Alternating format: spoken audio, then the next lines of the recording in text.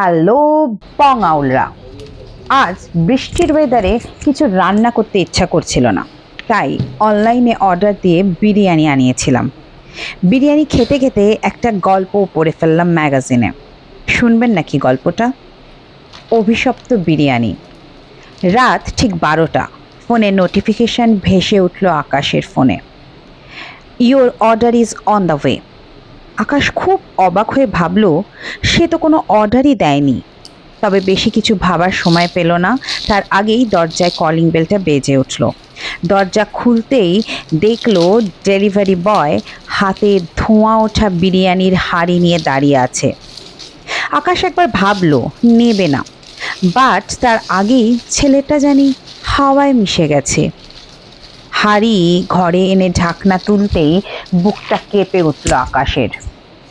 বিরিয়ানির ভাত আর মাংসের মাঝে একটা সুন্দর মেহেন্দি পরা আঙুলে ধরার আছে একটা রক্তমাখা চিরকুট।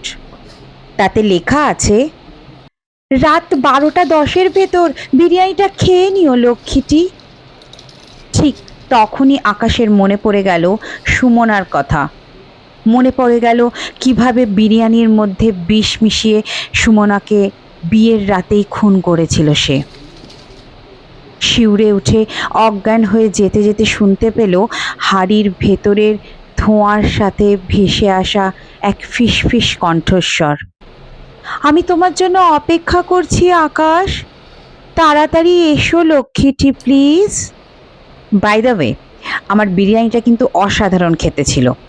এরকম আরও সুন্দর সুন্দর খাবারের গল্প শুনতে সাবস্ক্রাইব করুন বং আউল।